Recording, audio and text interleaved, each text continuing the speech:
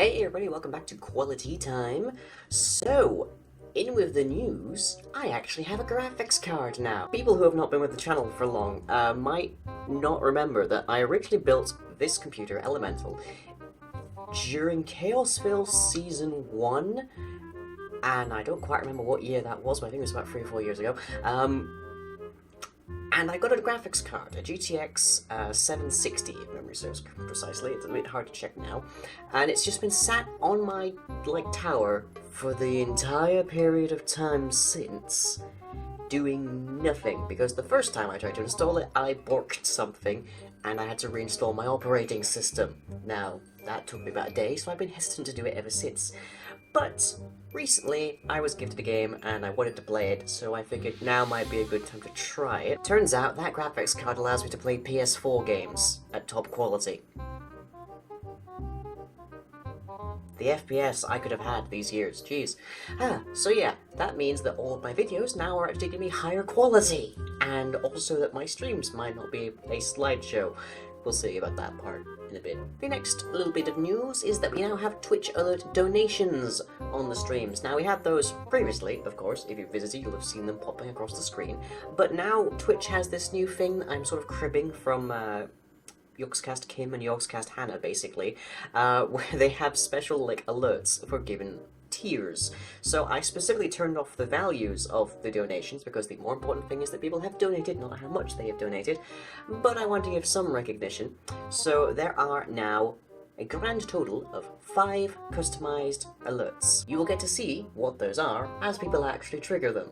So come along to the streams and we'll see what the donations unlock. Speaking of unlocking, I have a special little donation challenge for everybody. So on the 12th of June, Night of Fangs will finally be wrapping up its long run, and almost immediately after that we have a very special project for the second half of June, which is going to see the release and introduction of 4 new lyings. Not just throwaway lyings, they are actually going to have lines and actions and all sorts and consequence.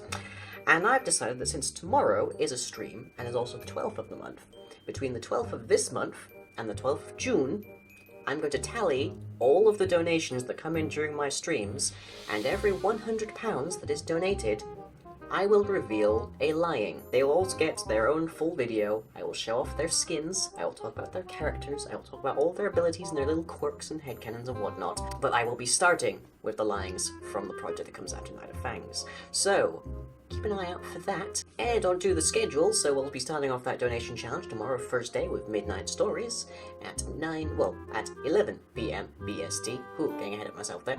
Where we'll be back to Minecraft Story Mode, because now with the graphics card I can probably actually play that and have it be visible properly to everyone on stream. On Friday, we have Undermine with some arena repairs, because I've been alerted that a few of them still exist, so I should probably check those out. On Saturday, we have an XCOM 2 episode with Mikachi from Dungeons & Dragon Hats joining the fray, and Dungeons & Dragon Hats over at twitch.tv/thedragonhat from 9 PM BST starts its new campaign, The Path of Steel. And on Sunday, we have Dungeon Maker with the Dead End Trap finally being filled out. On Tuesday, we have Edgington with some Pest Control by Penguin. And we also have Yoked Dwarves Live number 46, 9 PM BST, over at twitch.tv/LionWebMob. And then we'll be finishing up Wednesday with Night of Fangs. I'm sure everyone's very curious to see what happens next. So, on to our questions for the week. We have 3. The first one comes from He-Ho Master in the comments of the preceding video, as all of these are. And the question is, do you consider different lyings to be different facets of your personality? Now, He-Ho specifically mentioned whether I thought I might qualify as some degree of multiple personality syndrome. I don't know if that's actually the term for it these days, but suffice it to say, I consider them to be avenues by which I can explore different aspects of my personality, as well as different personalities entirely. But I don't consider them different facets, so to speak. I don't think each individual lying is an individual portion of me. I think they allow me to exercise different portions of my greater personality. You could think of it as being like how theatre allows us to delve into the innermost soul of man, basically. That's how I look at it. Abby Snail 10 asks, how do you feel knowing you have fangirls? Well, I know I have them. I've met them, actually, at conventions. They're lovely people. But then most of my fans are. The bigger thing that surprises me is that I have fans, honestly. Like, I'm a weird guy sitting in basically a cube here, just like yammering on occasionally at a video game, and yet some people find that interesting. For clarity here, I spent pretty much my entire life up until about age 18 or so, probably a bit more than that, being almost routinely the social pariah, so I'm kind of I have trouble reconciling that people actually are interested in me as a person now. It's weird. And our last comment for the day is Nico25851, who asks, has it been difficult finding a job that matches your degree? Oh boy. So if you didn't know, I studied at the University of Teesside. I graduated about 2 years ago now, with a HNC in digital forensics and a bachelor's in science of computing. I then spent a year unemployed looking for a job. Bearing in mind Teesside is known for both of those degrees, so it carries a degree of weight. And nope, I'm now making YouTube videos for a living. Now granted, I do this by choice. Like, this is something I love to do.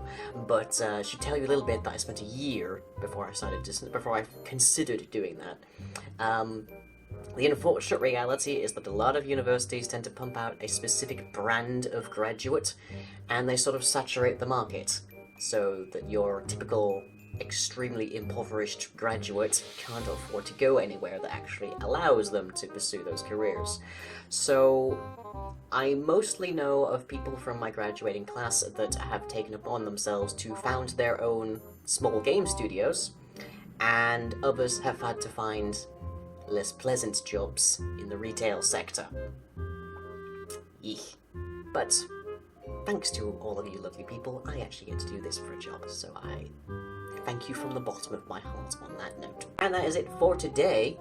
Check out, once again, for the donation challenge that's going on between the 12th of this month and the 12th of the next one to see some lyings. Catch you all next time.